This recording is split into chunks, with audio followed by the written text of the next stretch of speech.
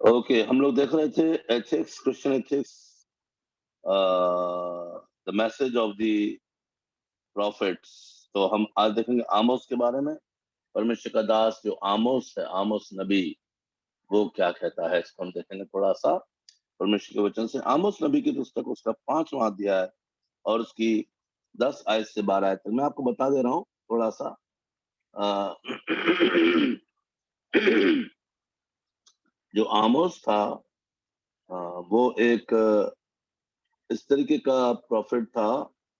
वो सामाजिक न्याय की ओर बहुत बात करता था, ठीक है।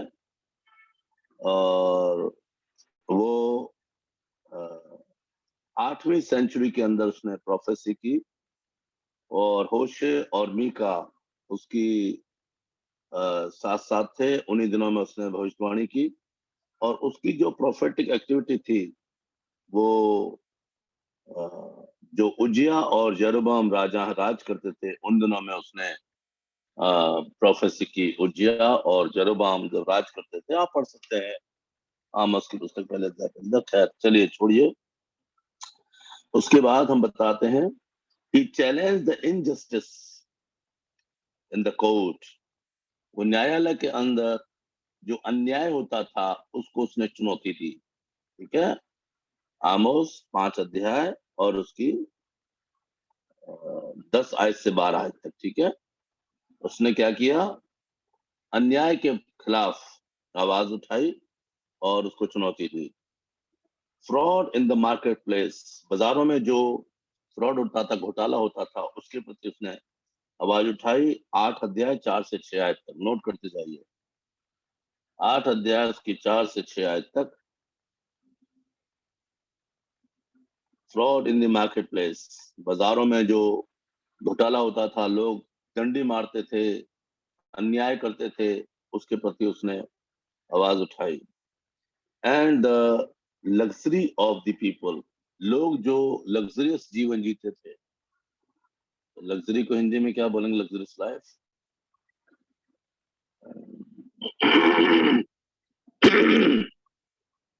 देख लीजिएगा आप बाद में, ठीक है। लग्जरियस लाइफ से भी समझते हैं। लोग जो लग्जरियस लाइफ जीते थे, लिखा हाथी दांत पर सोते, ठीक है, बड़े बड़े महलों में अपने पांव फैलाकर। तो यहाँ पर ये आपको मिलेगा उसका 3 अध्याय उसकी 15 आयत, 4 अध्याय पहली आयत और 6 अध्याय की 4 आयत। हम जल्दी जल्दी चल रहे हैं क्योंकि हमारा कोर्स में और भी बहुत सारी चीजें हैं, इसलिए हम पढ़ेंगे नहीं इनको, ठीक है। आयत एक बार और नोट करा दो थोड़ा प्लीज। हाँ, 3 अध्याय उसकी 15 आयत, 4 अध्याय की 1 आयत और 6 अध्याय की 4 आयत आमोस की पुस्तक में। He preached his message of judgment in Israel. He was non-cultic and warned the abuses and the cults of Gilgal.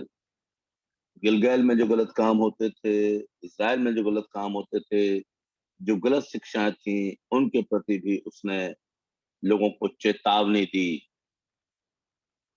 ठीक है।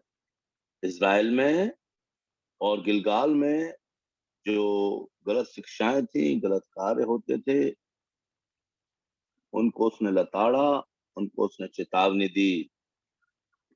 आमोस 4 का 4 और 5 का 5।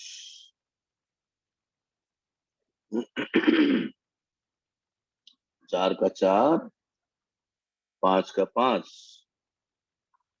कारमेल 1 अध्याय की 2 आयत, 9 अध्याय की 3 आयत। जल्दी जल्दी नोट कर लें। 1 अध्याय की 3 आयत, 9 अध्याय की 1 अध्याय की 2 आयत, 9 अध्याय की 3 आयत।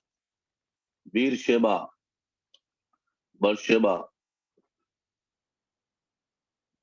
एंड दान, ठीक है। 5 का 5 आयत, 8 की 14-15 आयत, 8 की 14 आयत, ठीक है। ओके,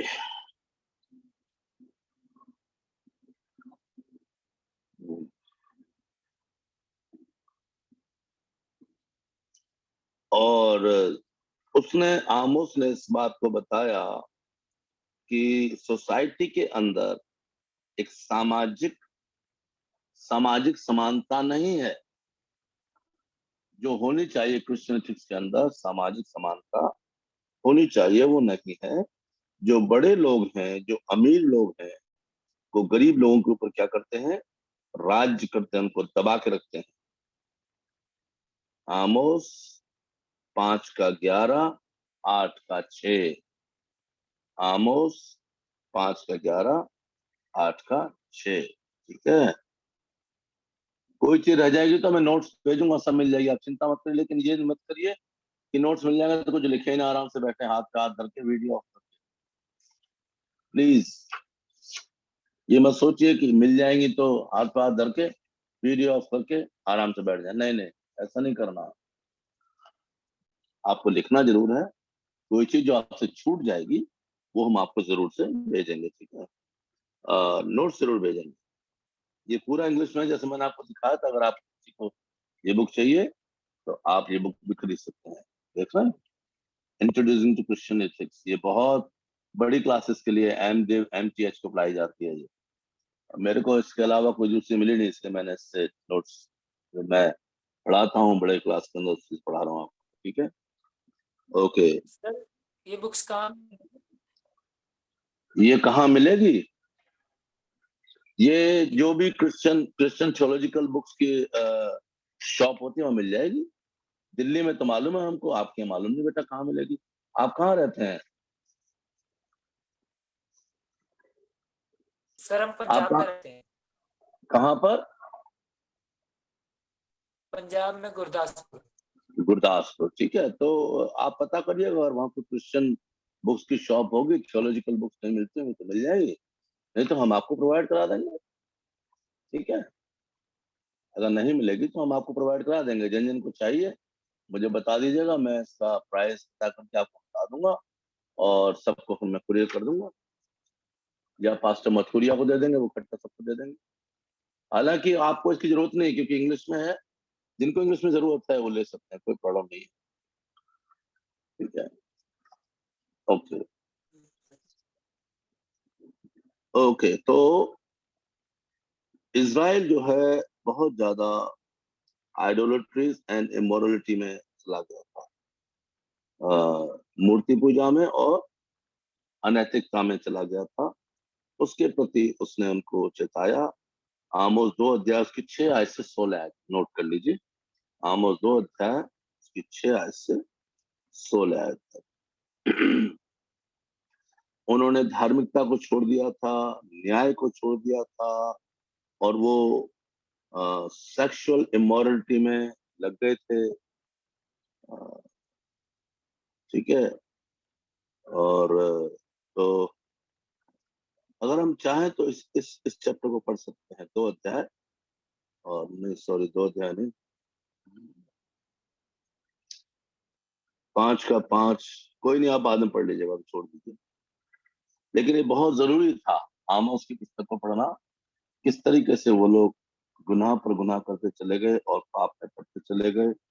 और मैं चाहूंगा एक चैप्टर पढ़ें जरूर, आमोस की पुस्तक और उसका 4 अध्याय। आमोस की पुस्तक निकालें, 4 अध्याय और उसकी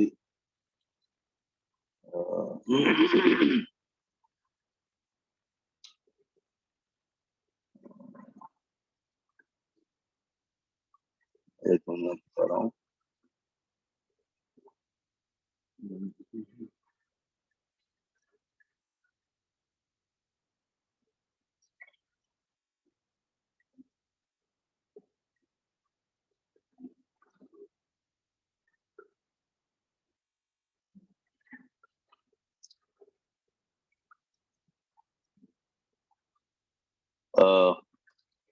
ये 5 अध्याय की और 14 आयत से पढ़े। पहले तो 5 अध्याय की 14 आयत से कोई जन निकाल के पढ़े। 5 अध्याय की 14 आयत से। हे लोगों, बुराई को नहीं भलाई को ढूंढो ताकि तुम जीवित रहो, और तुम्हारा यह कहना सच ठहरे कि सेनाओं का परमेश्वर यहोवा तुम्हारे संग है। बुराई से बैर और भलाई से प्रीति रखो और फाटक में न्याय को स्थिर करो। क्या जाने सेनाओं का परमेश्वर यहोवा यूसुफ के बच्चे बच्चे हो पर अनुग्रह करे। हाँ, प्रेज लॉर्ड। लेकिन ये लोग क्या करते थे? 5वां अध्याय और उसकी 5वां अध्याय की 4थी आयत से हम पढ़ेंगे, ठीक है। तुम हाथी दांत के पलंगों पर लेटते, ये कहलाती है लग्जरियस लाइफ। हाथी दांत के पलंगों पर छोटा मोटा आदमी नहीं लेट सकता, ठीक है। परमेश्वर पिता को इससे परेशानी नहीं है कि आप लग्जरियस लाइफ ना जिए। तुम हाथी दांत के पलंगों पर लेटते और अपने अपने बिछौने पर पांव फैलाए सोते हो, और भेड़ बकरियों में से मेमने और गौशाला में से बछड़े खाते हो, ठीक है। लग्जरियस लाइफ, ग्लटनी, पेटूपन। तुम सारंगी के साथ गीत गाते और दाऊद के समान भांति भांति के बाजे बुद्धि से निकालते हो। कटोरों में दाख मधु पीते और उत्तम उत्तम तेल लगाते हो, परंतु यूसुफ पर आने वाली विपत्ति को हाल सुनकर शोकित नहीं होते। इस कारण अब बंधुआई से पहले वे अब बंधुआई में पहले जाएंगे और पांव फैलाए सोते थे, उनकी विलासिता जाती रहेगी, ठीक है। और उसके बाद आप आ जाइए 8वें अध्याय में।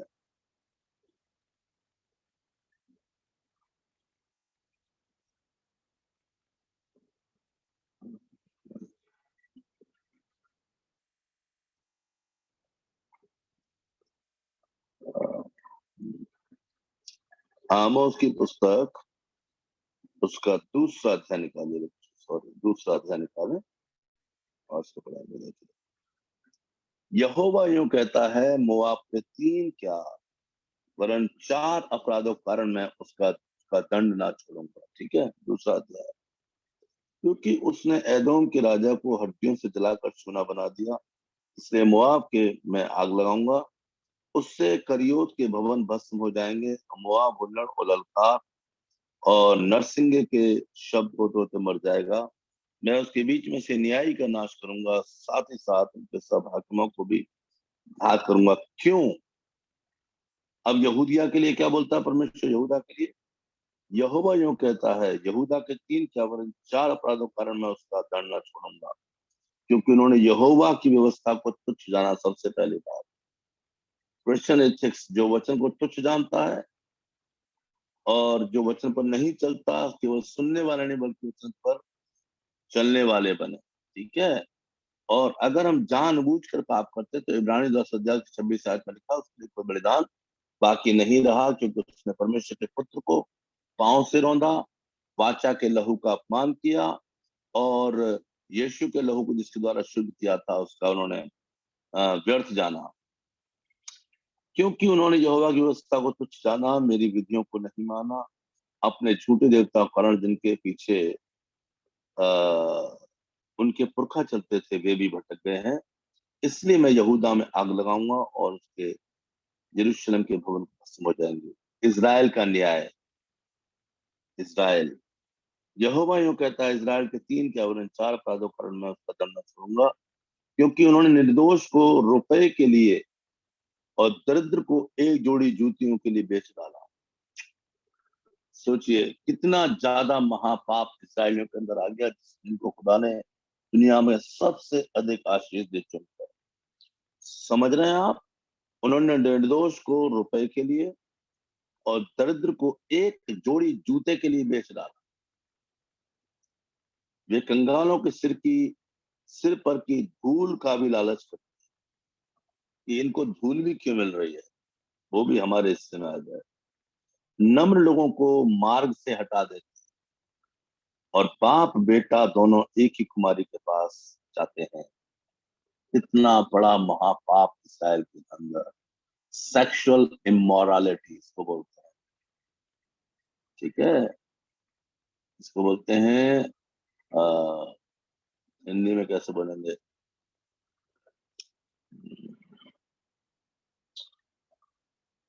चलिए जो भी है, सेक्सुअल इमोरलिटी में जो लोग अनैतिकता में लग गए और उन्होंने परमेश्वर के नाम को अपवित्र जाना। बाप और बेटा दोनों एक ही कुमारी के पास जाते, जिससे वे मेरे पवित्र नाम को अपवित्र ठहराएं। वे हर एक वेदी के पास बंधक के वस्त्रों पर सोते हैं और दंड के रुपए से मोल लिया हुआ दाख मधु और अपने देवता के घर में पी लेते हैं। ये है परमेश्वर के लोग जो प्रभु ने चुने थे, उनको क्या कर दिया? उन लोगों ने परमेश्वर के न्याय को सब बिगाड़ दिया, सब गलत काम करने लगे। तो आमोस इसके प्रति खुली चेतावनी उनको देता है। ठीक है, आइए आगे हम चलेंगे। आमोस के बाद कौन आता है? ओबाद्याह। ठीक है, ओबेदाया। ओबद्याह ही प्रोफेसाइज्ड अगेंस्ट इदोम। वो इदोम के प्रति, इदोम के विरोध में भविष्यवाणी करता है। He might have prophesied after 586 AD BC। 586 ईसा पूर्व वो इस बात की भविष्यवाणी करता है। This he affirmed the divine justice, God's justice, and certain on the day of the Lord for Edom and the nations। वो बताता है कि परमेश्वर के न्याय के दिन, जब परमेश्वर अपना आध्यात्मिक न्याय करेगा, उस दिन उस देश पर और पूरे एदोम पर किस तरीके से परमेश्वर का न्याय आएगा। 15 और 16 आयत पढ़ेंगे। ओबेदाया 15 और 16 आयत पढ़ेंगे।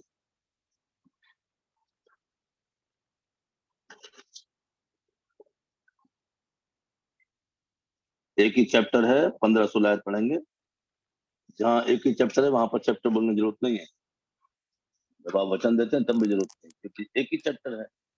15-16 आयत पढ़िए कोई निकाल के।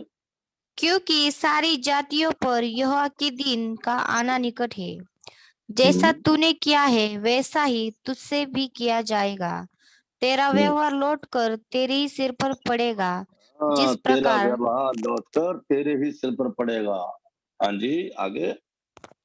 जिस प्रकार तूने मेरे पवित्र पर्वत पर पिया, उसी प्रकार से सारी जातियां लगातार पीती रहेगी, वरन वे सुड़क सुड़क कर पिएंगी और ऐसी हो जाएंगी जैसी कभी हुई ही नहीं। हाँ, तेरा किया हुआ सब कुछ तेरे सिर पर लौट कर आएगा, जो तूने गलत काम किए हैं परमेश्वर के न्याय के दिन। ठीक है, उसके बाद आता है योना। योना नबी की पुस्तक, वहां पर लिखा योना, जो आपको मालूम है नीनवे के लिए परमेश्वर ने उसे भेजना था, लेकिन वो तर्शीश को भागा। ठीक है, this message is of universalism and repentance as against the narrow nationalism of Israel. ये जो परमेश्वर का दास है, ये जो योना है, इसने एक 8वीं शताब्दी के अंदर एक ऐसी भविष्यवाणी करी, इसने एक ऐसी बात बताई है कि सभी को मिलकर यूनिवर्सलिज्म, विश्वव्यापी स्तर पर हर इंसान को तौबा करने की जरूरत है। तौबा ही उनको बचाएगी। उसने जाकर नीनवे में प्रचार किया कि पश्चाताप करो, क्योंकि 40 दिन के बाद नीनवे उलट दिया जाएगा। और इसने खुद पश्चाताप कब किया? जब मछली के पेट में 3 दिन रात रहा। तो यहाँ पर ये एथिक्स, ये क्रिश्चियन एथिक्स में हम ये इस बात को सीखते हैं कि परमेश्वर की बात को मानना जरूरी है और पश्चाताप को करना जरूरी है, पश्चाताप के प्रति प्रचार करना जरूरी है। God's providential love, common grace in everyone as they are all His creation।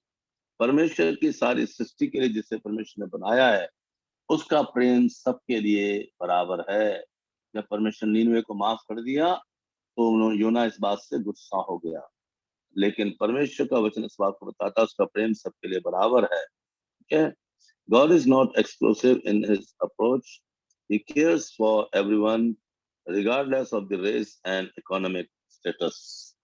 परमेश्वर जाति या किसी की इकोनॉमिक स्टेटस, अमीरी गरीबी को देखकर न्याय नहीं करता, वरन वो सब पर अपना अनुग्रह करता है। योना के द्वारा ये संदेश दिया गया है, ये एथिक्स है। उसके बाद आता है Mika. He was an 8th century prophet like Hosea। होशे के समय उसने भी 8वीं शताब्दी में भविष्यवाणी की। He was a contemporary of Amos and Hosea. His prophecy extended to Israel. He was well aware of the social, religious and political movements. वो सामाजिक और धार्मिक और राजनीतिक मूवमेंट को अच्छी तरीके से जानता था, और उसके बारे में वो बताना चाह रहा है कि किस तरीके से नैतिकता में रहकर ही कार्य कर सकते हैं, लेकिन लोग किस तरीके से अनैतिक हो गए थे। ठीक है। He accused the people for rejecting good and justice. तो सबसे पहले हम देखते हैं, he demanded moral obedience from the people of the covenant. वो वाचा किए हुए लोगों से इस बात की डिमांड करता है या आग्रह करता है कि वो लोग आज्ञाकारिता में और आज्ञाकारिता में और व्यवहारिक में, मोरालिटी में अपने जो वाचा किए हुए लोग हैं, उसने बोला कि वो लोग न्याय में आए और परमेश्वर की वाचा को ना भूलें और आज्ञाकारिता में जीवन को बिताएं। 6 अध्याय उसकी 6 आयत से 8 आयत तक। मीका 6 अध्याय उसकी 6 आयत से 8 आयत तक पढ़ लीजिएगा बाद में। ठीक है, अभी नहीं पढ़ेंगे। और उसने न्याय की महत्वपूर्णता को बताया लोगों को, न्याय कितना महत्वपूर्ण है। 3 अध्याय उसकी 1 आयत और 9 आयत, न्याय की महत्वपूर्णता।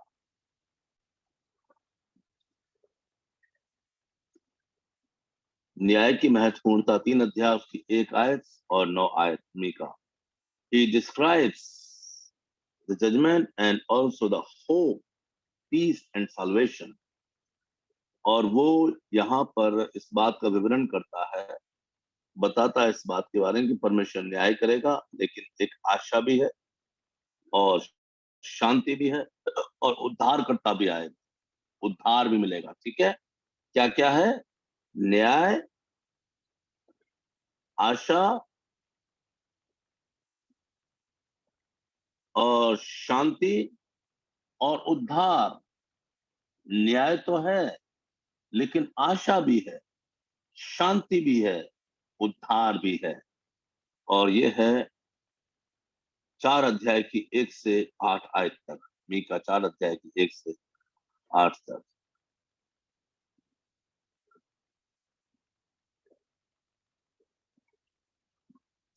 और यहाँ पर जो आज के दिनों में हो रहा है उसकी प्रोफेसी है कि foresaw the coming of the new world order।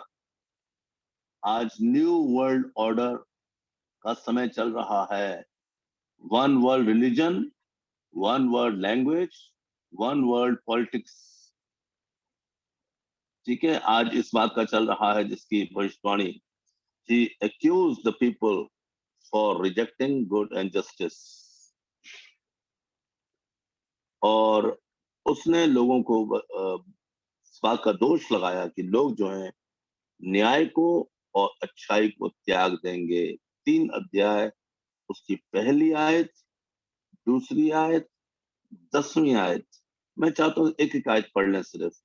3 अध्याय की पहली आयत, दूसरी आयत और 10वीं आयत। ठीक है, मीका 3 अध्याय की उसकी पहली आयत।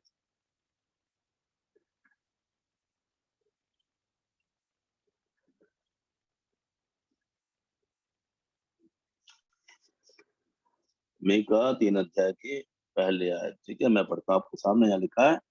मैंने कहा, हे याकूब के प्रधानों, हे इस्राएल के घराने के न्यायियों, सुनो, क्या न्याय का भेद जानना तुम्हारा काम नहीं?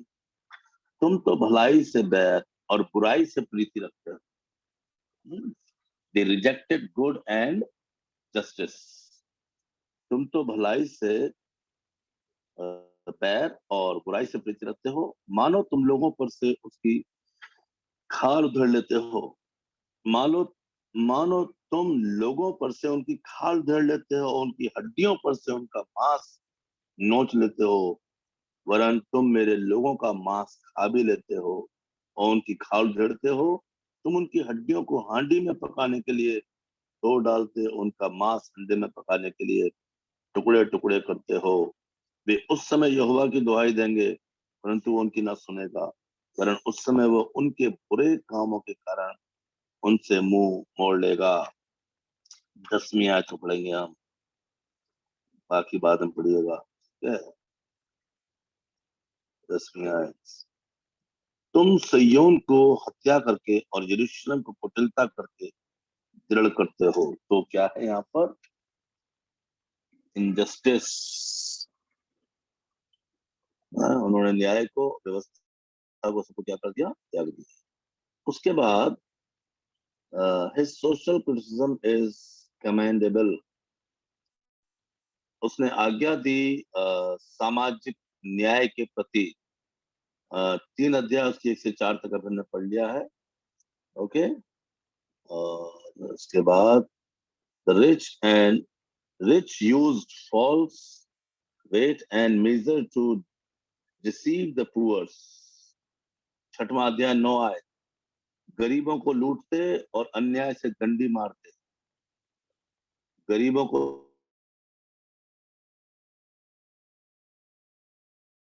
लूटते और उनका नापने का जो तरीका है ना, वो देखिए इसमें हिंदी में बड़ा अच्छा लिखा है यहाँ पर। 6 अध्याय का 6 अध्याय की 9 आयत पे पढ़ेंगे हम। यहाँ लिखा है, यहोवा इस नगर को पुकार रहा है और संपूर्ण ज्ञान तेरे नाम का मांगता है। राजदंड की जो उसे देने वाले है उसकी बात सुनो।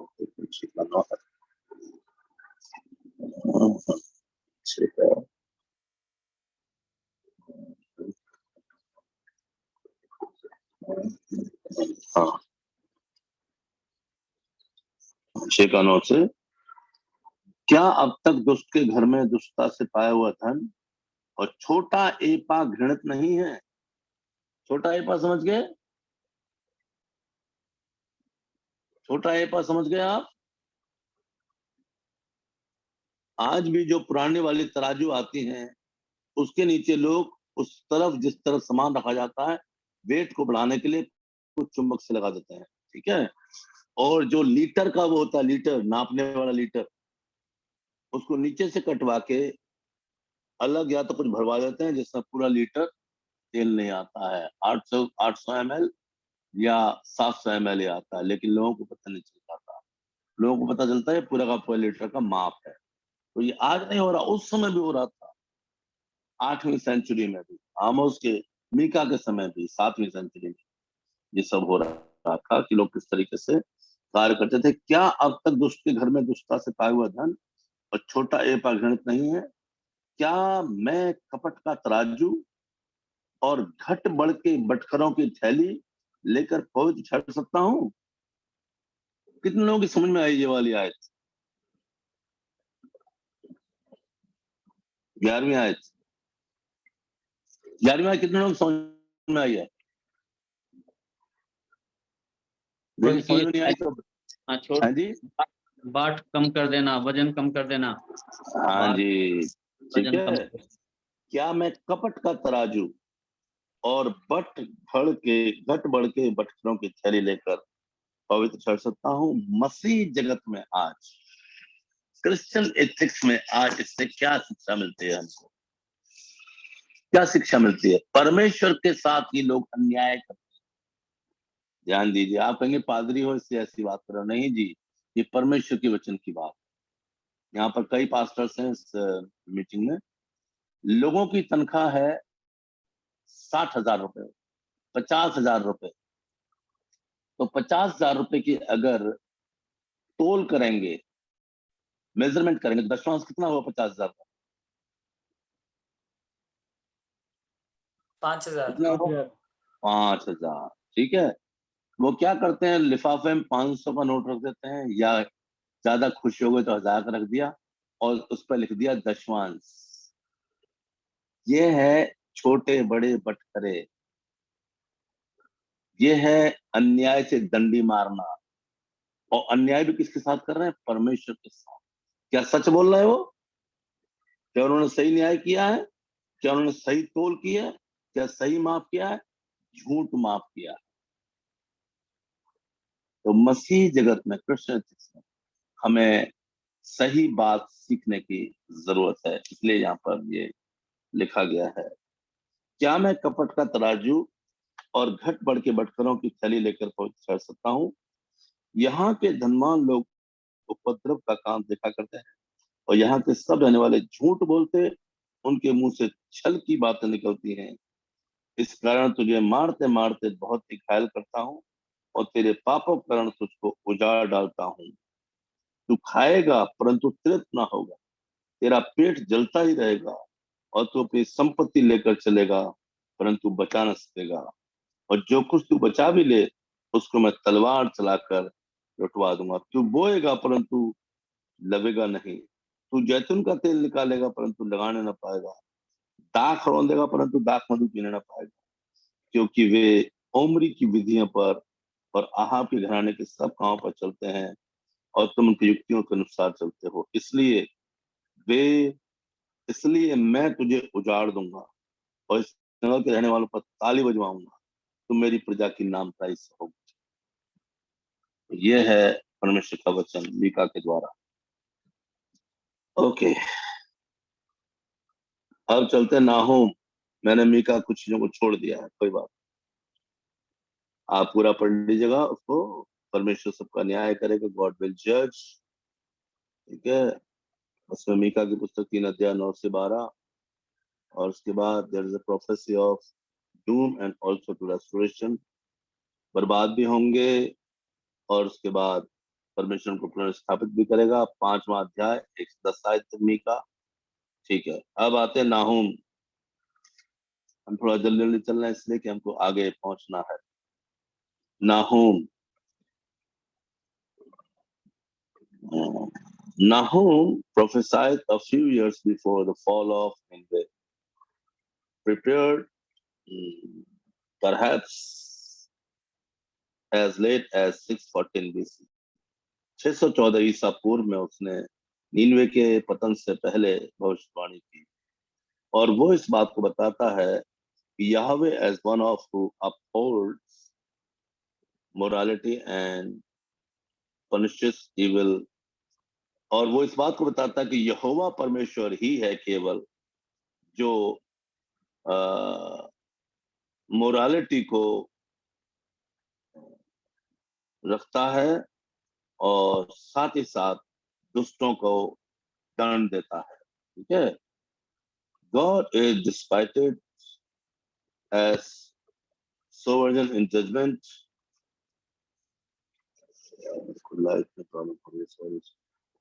And salvation, he is concerned about the city of Nineveh. Nahum understands God as gracious and compassionate and abundant in loving kindness. वो ये इस बात को भी बताता है कि परमेश्वर जो है अनुग्रहकारी है और तरस से भरा हुआ है, और उसकी जो लविंग काइंडनेस, उसकी करुणा जो है वो बहुतायत से अपने लोगों पर पाई जाती है। ठीक है, और आइए पढ़ेंगे हम 1 अध्याय उसकी 11 आयत, 2 अध्याय उसकी 1 से 3, बस 1 अध्याय उसकी 11 आयत नहूम की पुस्तक, 1 अध्याय उसकी 11 आयत और 2 अध्याय उसकी 1 और 3 और 19। नाहूम की पुस्तक 1 अध्याय उसकी 11 आयत।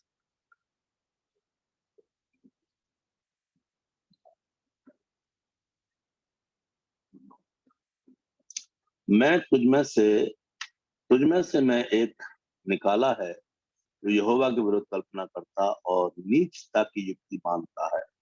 यहोवा ये कहता है, चाहे वे सब प्रकार के सामर्थ्य हों और बहुत भी हों तो भी पूरी रीति से काट डाले जाएंगे और शून्य हो जाएंगे। मैंने तुझे दुख दिया है परंतु फिर न दूंगा। यहाँ पर परमेश्वर दया का सागर है, क्योंकि अब मैं उसका जुआ तेरी गर्दन पर सुतार कर तोड़ डालूंगा और तेरा बंधन फाड़ डालूंगा। यहोवा ने तेरे विषय में यह आज्ञा दी है, आगे को तेरा वंश ना चले।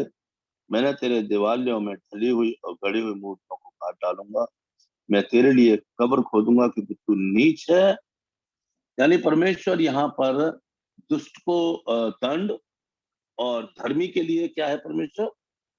धर्मी के लिए क्या है? अनुग्रहकारी है, तरस से भरा हुआ है, और अबंडेंट इन लविंग काइंडनेस, अपनी करुणा बहुतायत से करता है उन पर जो उसकी आज्ञा के अनुसार अपने जीवन को व्यतीत करते हैं। तो आज भी हमें इस बात को सोचना है।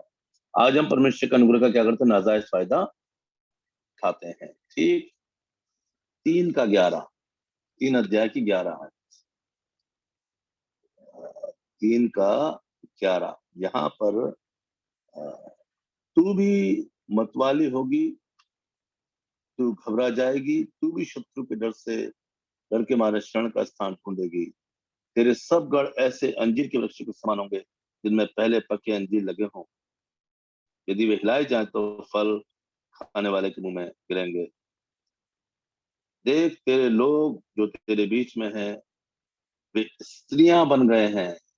तेरे देश में प्रवेश करने के मार्ग से शत्रुओं के लिए बिल्कुल खुले पड़े हैं। रुकावट की क्षणें आग का कौर हो गई। आपने एक आयत पढ़ी? ये क्या लिखा है यहाँ पर? 13 आयत में कितनी भयंकर बात लिखी है, पढ़िए। कोई पढ़े 13 आयत?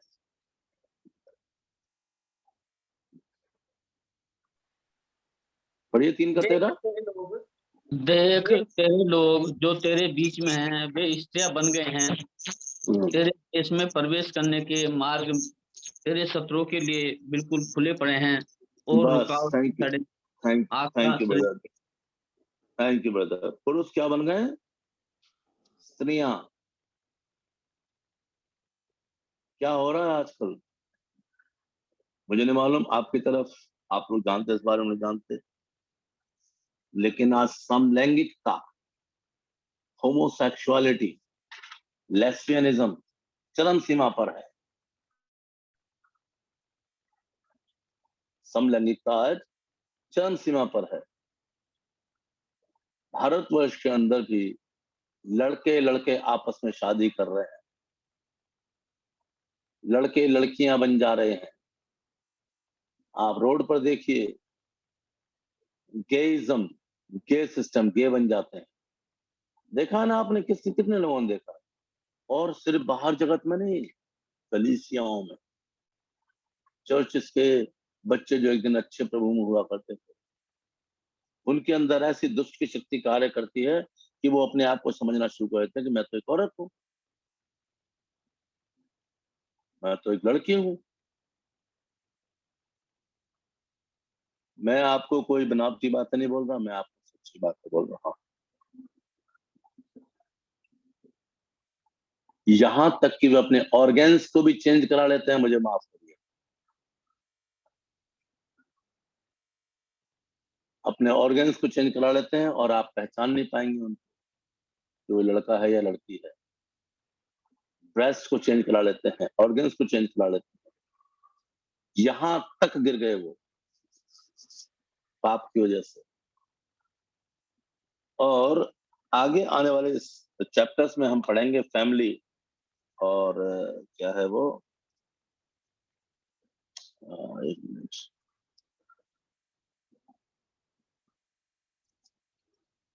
Marriage and family. Marriage and family आगे एक चैप्टर है, उसमें हम देखेंगे। हमारे पास अगला हफ्ता है, उसमें हम जल्दी चीजों में। तो मैरिज और फैमिली के अंदर ये सब चीजें आज कैसे आती हैं? क्रिश्चियनिटी में कैसे आ गई? मसीह जगत में कैसे आ गई? क्रिश्चियन एथिक्स, मोरालिटी आज क्यों डाउन हो गई? क्यों क्यों करते लड़के ऐसा? चर्च जाने वाले बच्चे जो बचपन से कलीसियाओं में जाते हैं, बपतिस्मा लिए हुए भी हैं, बपतिस्मा भी ले लिया जवान होकर, फिर इन कामों में क्यों चले जाते हैं?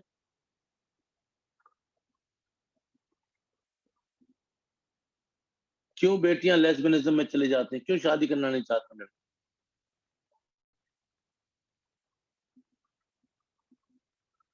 एथिक्स डाउन हो गया, मोरालिटी खत्म हो गई क्रिश्चियनिटी के अंदर।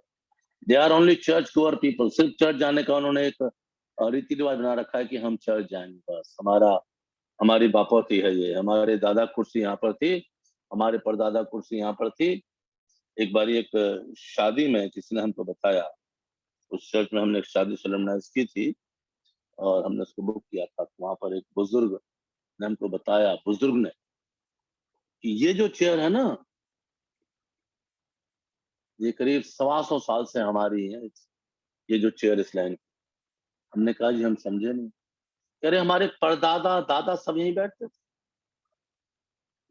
यानी चर्च में जाने का एक रिवाज बना हुआ है, लेकिन माहौल घर का क्रिश्चियन नहीं है।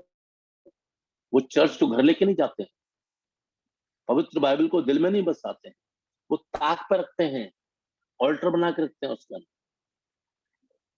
अब मेरी बात ध्यान सुनिएगा, ये जो नाहूम नाहूम के बारे में पढ़ रहे हैं ना? हाँ, नाहूम नाहूम जो भविष्यवाणी कर रहा है वो इन दिनों की तेरे पुरुष स्त्री बन गए। कैसे कैसे होता है सब? परमेश्वर के वचन के अनुसार यीशु मसीह का सर परमेश्वर, कलीसिया का सर यीशु मसीह और पत्नी का सर पति, ठीक है। लेकिन जिस घर में पत्नी सर बन जाती है, ध्यान सुनिएगा, ये वाली बात मसीह जगत में आपको देखने को मिलेगी आज के युग में। पापा को घर में कुछ समझा नहीं जाता है, पापा के घर में कोई वैल्यू नहीं है, पुरुष के घर में कोई वैल्यू नहीं है, महिला प्रधान है। हेड ऑफ द, घर के बाहर तो लिखा है head of this house is Jesus Christ. घर का मुखिया कौन है? यीशु मसीह। चुपचाप हमारी हर बात को सुनता है, लेकिन मुखिया कोई और है। मेरी बात को गलत मत समझिए कोई। पत्नी हर समय पति पर अधिकार चलाती है और उसको ऐसे बना कर रखा हुआ है जैसे वो इस घर का सर्वेंट है, और हर समय कलेश, हर समय कलेश। तो उस घर के जो बेटे हैं ना, ध्यान सुनिएगा, ये बहुत डेंजरस और बहुत सीरियस बात है, छोटी मोटी बात नहीं है, बहुत सीरियस मैटर है ये। तो ज्यादातर उस घर के बेटों के ख्यालों में से शादी का और पत्नी का भूत उतर जाता है। वो कहते हैं अगर शादी करके मुझे भी ऐसा जीवन जीना है, इसी गुलामी में जीना है, इसी दशा में जीना है, तो मैं शादी करूंगा ही। मेरी माँ ने कभी मेरे पिता का आदर नहीं किया, कभी उनका सम्मान नहीं किया, कभी ढंग से बात नहीं करी। पूरे घर को वो चलाते हैं, लेकिन फिर भी उनका कोई सम्मान नहीं है घर पे। और कल को अगर मेरे साथ भी ऐसा हुआ तो मैं ऐसा जीवन क्यों जी? अब जब वो बड़े होते हैं, अपनी शारीरिक अभिलाषाओं को कैसा पूरा करें, कैसे वो उन सब चीजों को कंप्लीट करें, तो फिर वो क्या करते हैं, गलत कदम उठाते हैं। कुछ लोग ड्रग्स में चले जाते हैं, कुछ लोग गेइज्म में चले जाते हैं। You understand? समझ में आया? तो संभल कर रहें, अपने घर का माहौल कैसा है। और जिस घर में पिता हमेशा रौब झाड़ते रहते हैं, मारना पीटना, प्रार्थना भी कर रहे हैं, बाइबल भी पढ़ रहे हैं, लेकिन पत्नी को उन्होंने क्या बना रखा है? घर में मारना पीटना, हर समय चिल्लाना। घर में जब आते हैं वो शाम को ऑफिस, तो ऐसा लगता है पापा ने कोई शेर आ गया, तो घर में कोई तेंदुआ आ गया, भागो भागो भागो, पापा आ गए, पापा आ गए, पापा आ गए। अबे पापा आ गए कि शेर आ गए घर में तुम्हारे? उस घर के बच्चे सहमे सहमे रहते हैं, डरे डरे रहते हैं, घबराहट में जीते हैं, बात करने में डरते हैं। जवान बेटियां अपने पिता से बात करने में डरती हैं। जब बच्चे आपके बराबर हो जाएं, बड़े हो जाएं, तो वो आपके फ्रेंड, आपके दोस्त हैं। एक पिता का दर्जा है, साथ ही साथ उनके दोस्त हैं। उनके मन की बात सुने, उनके मन की बात को ध्यान से सुने। लेकिन पिता को मतलब ही नहीं कुछ। तो उस घर की जो बेटियां होती हैं, उनका दिमाग, शुरू से उन्होंने बड़े दुख में देखा अपनी माँ को, पिटते देखा है, दुखों को सहते देखा है, पिता की ताड़ना को सहते देखा है। बचपन से लेकर जवानी तक सिर्फ उन्होंने ताड़ना ही देखी अपनी माँ के लिए, एक औरत के लिए। जानते हैं, वो कहते हैं ऐसी जिंदगी से अच्छा तो शादी ना ही। फिर वो गलत कामों में जाती है, वेश्यागमन में, प्रोस्टिट्यूशन में, इमोरलिटी में, अनैतिक कामों में, और या फिर लेस्बियनिज्म। लड़की लड़की शादी करती हैं, लड़के लड़के शादी करते हैं और पाप में जीवन बिताते हैं, दंड के लिए अपने आप को तैयार करते हैं। ये तुम्हारे पुरुष स्त्री हो गए। आज आप रोड पर जब मांगने वालों को देखते हैं, जो आपकी कार का दरवाजा नॉक करते हैं, आप पहचान नहीं पाएंगे लड़का है या ये लड़की है, या ये लड़का लड़की बना हुआ लड़का है। तो ये सब आज के जमाने में हो रहा है। मसीह जगत हमको सिर्फ बाइबल को पढ़ना ही नहीं है, उसको अपने जीवन में अमल करना है। प्रभु ने आपको औलाद दी है, आपको बच्चे दिए हैं, अपने बच्चों के लिए जिए, परमेश्वर के महिमा के लिए जिए। आपका आपस में बातचीत करने का ढंग कैसा है? आप अपनी बीवी से कैसे बात करते हैं? आप अपने पति से कैसे बात करती हैं? आपका बिहेवियर कैसा है? आपका प्रेम कैसा है? अगर आपका प्रेम अच्छा होगा पति पत्नी का, तो आपके बच्चे सिक्योर समझेंगे अपने आप, एक अच्छा जीवन जिएंगे, एक अच्छे जीवन साथी कल्पना करेंगे, एक अच्छे जीवन साथी के लिए प्रार्थना करेंगे और अपने पिता को अपना रोल मॉडल कहेंगे। My father is my role model, my best hero is my father. हर बेटा कहेगा मेरे पिता, मैं दुनिया के सबसे बड़े हीरो मेरे पिता, मेरे रोल मॉडल। बेटी कहेगी मेरी माँ, मेरे पिता मेरे रोल मॉडल है। मैं प्रभु से प्रार्थना करूंगी, प्रभु मेरे लिए एक ऐसा जीवन साथी ढूंढना जैसे मैंने अपने पिता में देखा है।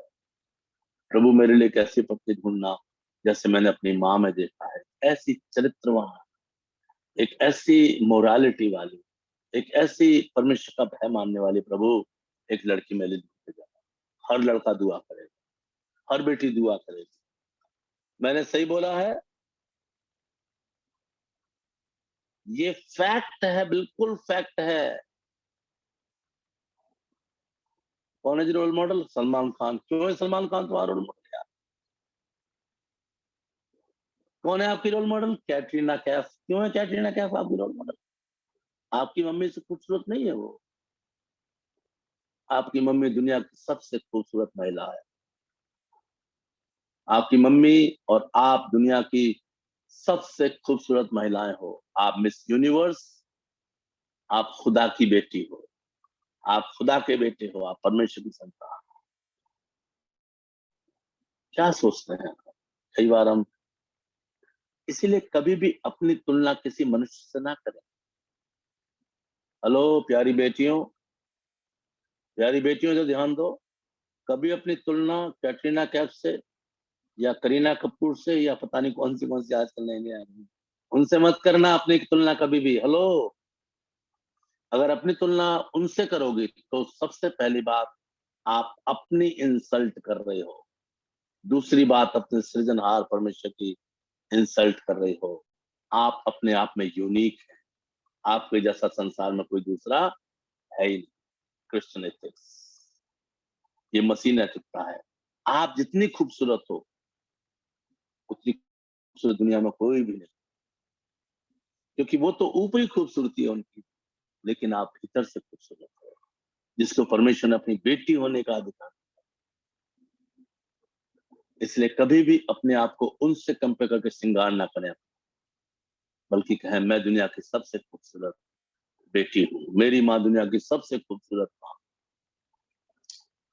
इसी तरीके से जवान बेटों को भी उसकी तरह बॉडी बनानी, उसकी तरह बॉडी बनानी। आपको खुदा आपने यूनिक बनाया है। आपको पता आपके जैसा कोई दुनिया में दूसरा है ही नहीं, आज तक ना पैदा हुआ ना पैदा होगा। आप अपने आप में यूनिक। किसी को कॉपी मत करो, मुझे माफ करिए, किसी खादिम को भी कॉपी मत करो। आपको मालूम है लोगों की लैंग्वेज बदल जाती है, बात करने का तरीका बदल जाता है, कॉपी करना शुरू हो जाता है। अगर हाँ कॉपी करना तो उनके जीवन को धारण करो। पौलुस कहता है मैं मसीह की चाल चलाऊं, मेरी चाल चलो उनकी जैसी चाल चलो, जिन खादिमों से आपने आशीष पाई है उनकी कॉपी मत करो। मान लीजिए वो दूसरी भाषा से आए हैं, मलयालम से आए हैं या तेलुगु से आए हैं या तमिल से आए, तो उनकी हिंदी थोड़ी सी फर्क होगी, तो आप उनकी कॉपी मत करो। आप ये मत कहो प्रभु धन्यवाद करते इस रात्रि काल के लिए। उनकी लैंग्वेज है, उनकी हिंदी अच्छी नहीं है, उन्होंने सीखा है, उन्होंने मेहनत किया परमेश्वर की सेवा करने के लिए, क्रॉस कल्चरल इवेंजलिज्म के लिए। आप उनको कॉपी मत करो, उनके पद चिन्हों पर आप चल सकते हैं, लेकिन वो पद चिन्ह जो परमेश्वर की आज्ञा के अनुसार उनके जीवन में है। नहीं तो यीशु ने कहा मेरे पीछे चलो। ठीक, तो ये नाहूम इन दोनों के लिए भविष्यवाणी करता है। ओके, छोड़ दीजिए। उसके बाद हबक्कुक।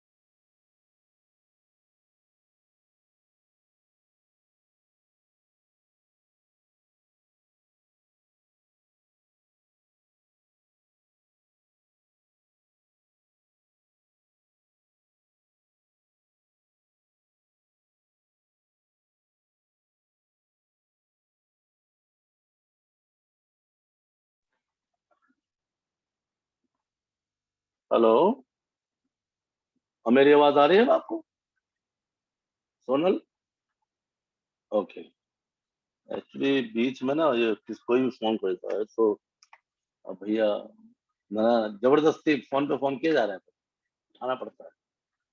ओके, हबक्कुक पुस्तक में पढ़ते हैं हम। हबक्कुक यहाँ पर परमेश्वर से शिकायत करता है, लेकिन उसके बाद वो परमेश्वर का धन्यवाद भी करता है। ठीक है, और उसका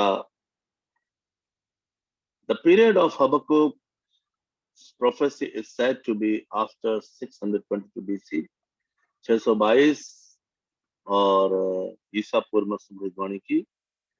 और he reminds the divine justice, वो आध्यात्मिक न्याय के बारे में बात करता है। God resources the righteous, God reassures that the righteous shall live by faith. परमेश्वर इस बात का वायदा करता है कि धर्मी जन विश्वास से जीवित रहेगा। हबक्कुक 2:4। There is a strong call to leave idolatry and worship the true God. और वो बताता है इस बात के लिए एक बहुत ही मजबूत बुलाहट देता है कि लोग मूर्ति पूजा को छोड़कर सच्चे परमेश्वर की आराधना करें। ठीक है, हबक्कुक 2:4। परमेश्वर जो है धर्मियों को न्याय करेगा और धर्मी जन विश्वास से जीवित रहेगा। ठीक है, और एक बहुत ही मजबूत बुलाहट देता है उसको वो कि लोगों को कि मूर्ति पूजा को छोड़ें और सच्चे परमेश्वर की आराधना करें। ठीक, उसके बाद आता है सपन्या, द बुक ऑफ ज़ेफनाया। ये जो प्रॉफिट है, ये जो भविष्यवक्ता है, वो इस बात को बताता है he was focusing on the moral decay and period of मनुष्य, जब मनुष्य राज करता था उस समय वो भविष्यवाणी करता। he was aware of injustice, वो भी अन्याय के प्रति लोगों को क्या करता है, चेतावनी देता है या अवेयर करता है या उनको बताता है अन्याय के प्रति। और परमेश्वर के दिन के बारे में भविष्यवाणी करता है कि यहोवा का दिन आने वाला है। 2 अध्याय की 3 आयत, 3 अध्याय की 5 आयत पहले लिखें, पहले 3 अध्याय की 5 आयत लिखें, बल्कि 3 से 5 आयत तक। ठीक है, अन्याय के प्रति लोगों को सावधान करता है और परमेश्वर का जो 1000 वर्ष का या जो युगों का न्याय है उसके बारे में 3 अध्याय उसकी 3 आयत से 5 आयत तक, और वो इस बात की भविष्यवाणी करता है कि परमेश्वर का दिन शीघ्रता से आ रहा है, ठीक है, और वो सब अधर्मियों का न्याय करेगा। उसके बाद आता है हग्गाई की पुस्तक। The prophetic activity was 520 BC. He is concerned with the temple rather than the moral wickedness of God's people. There is no call for repentance as was done by the pre-exile prophets. हग्गाई की पुस्तक और उसके अंदर जब परमेश्वर का जो दास है हग्गाई, वो इस बात की भविष्यवाणी करता है, वो बताता है कि किस तरीके से वो अपने भवन को खड़ा करेगा परमेश्वर फिर से, ठीक है। उसके बाद आता है जकरिया। जकरिया के अंदर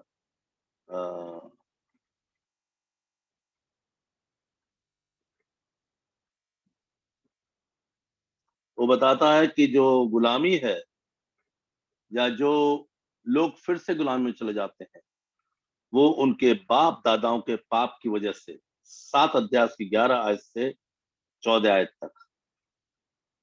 जकरिया 7 अध्याय उसकी 11 आयत से 14 आयत तक। और विधवाओं और अनाथों का न्याय के लिए भी पहल वही करता है। 7 अध्याय उसकी 9 आयत से 10 आयत तक, ठीक है। 7 अध्याय उसकी 9 आयत से 10 आयत तक, और 7 अध्याय 1 आयत से 14 आयत तक, और 1 अध्याय की 6 आयत। पढ़ लीजिए सब चीजों को बाद में आराम से, ठीक। उसके बाद आखिरी पुस्तक है मलाकी, पुराने नियम की आखिरी पुस्तक मलाकी की पुस्तक।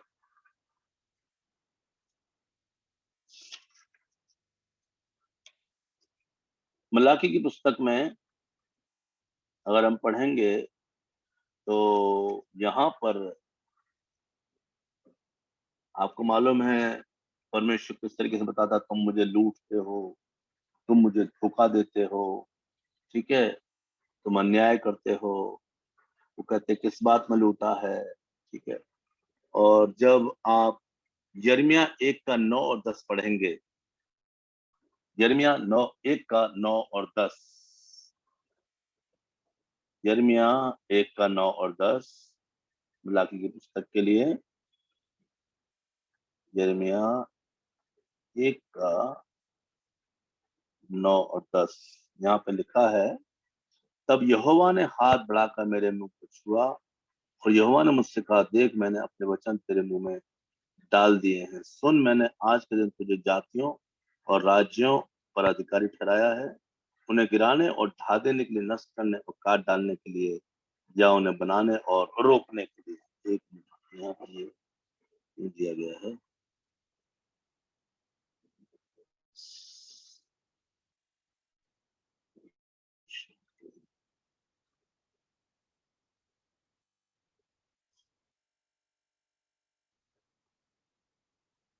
ओके, छोड़ दीजिए आप इसको, और उसका मलाकी उसका 3 अध्याय उसकी 16 आयत को पढ़ लीजिएगा। परमेश्वर हमारी सब बातों को सुनता है, सब बातें उसके सम्मुख लिखी जाती है। अगला चैप्टर है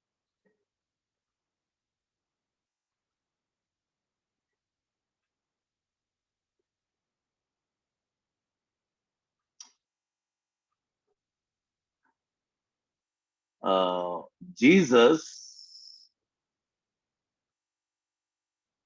the radical methodology in Jesus Christ in ethics. मसीह जगत में या मसीह नैतिकता में यीशु मसीह की विधि, परमेश्वर के। अब हम सही तरीके से इसको आगे बढ़ेंगे। Jesus brings a new culture, a centre, a counter culture in ethics. यीशु मसीह एक नई संस्कृति, ठीक है, लेकर आए। अब पुराने नियम में क्या था कि अपने पड़ोसियों से प्रेम करो, ठीक है, लेकिन यीशु मसीह ने क्या बोला, अपने दुश्मनों को प्रेम करो। इस तरीके से न्यू थिंग्स यीशु मसीह लेकर के आए, इसको हम आगे देखेंगे। सबसे पहला जो पॉइंट है इसके अंदर, Jesus brings a new culture, A counter culture and ethics, ठीक है। इसको हम देखते हैं किस तरीके से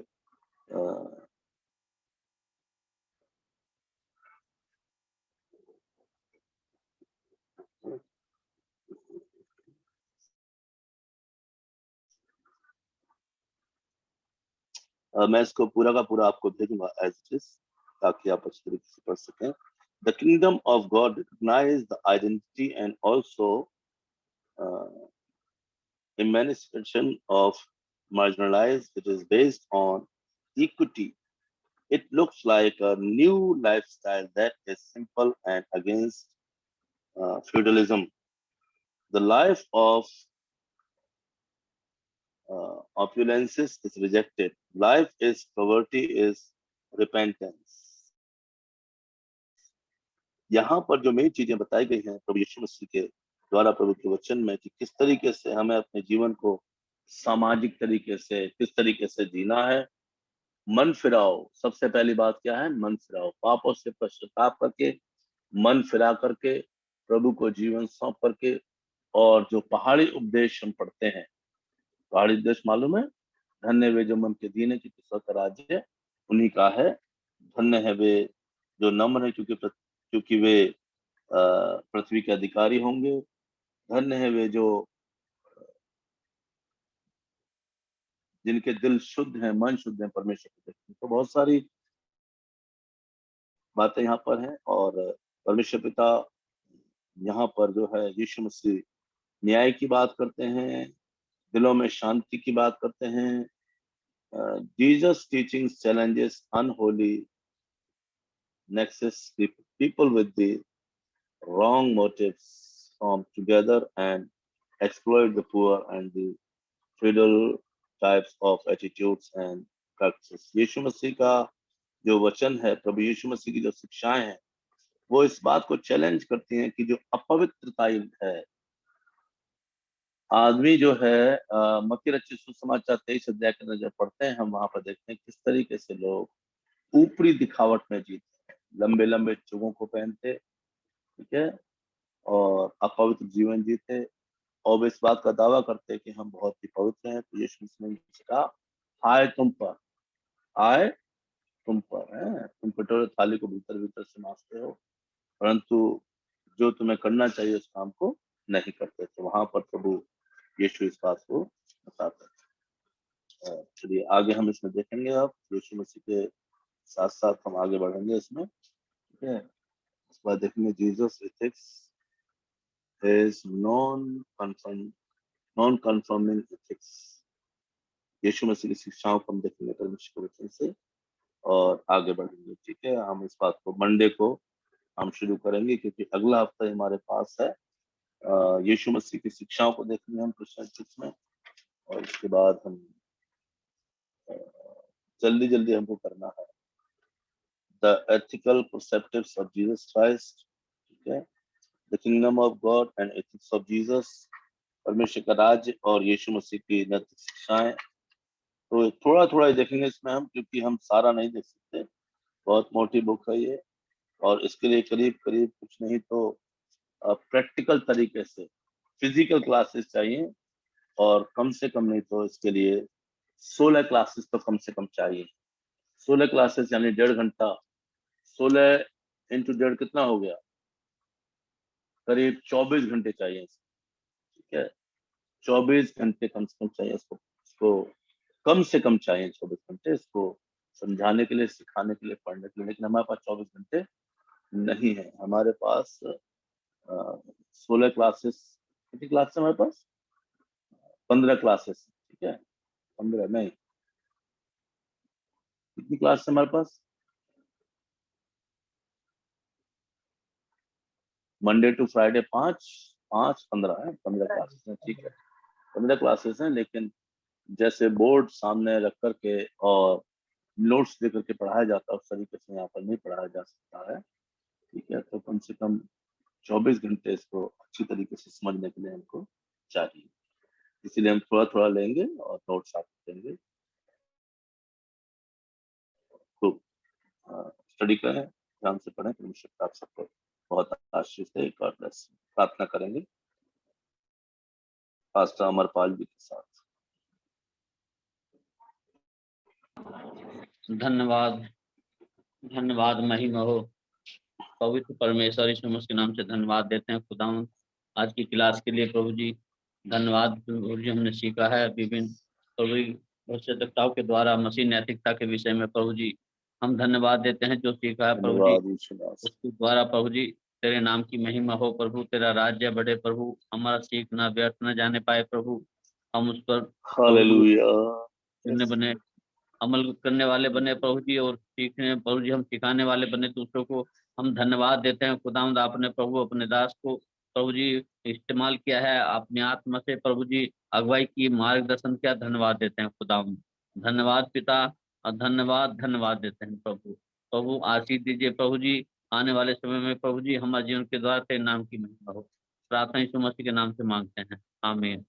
आमीन आमीन।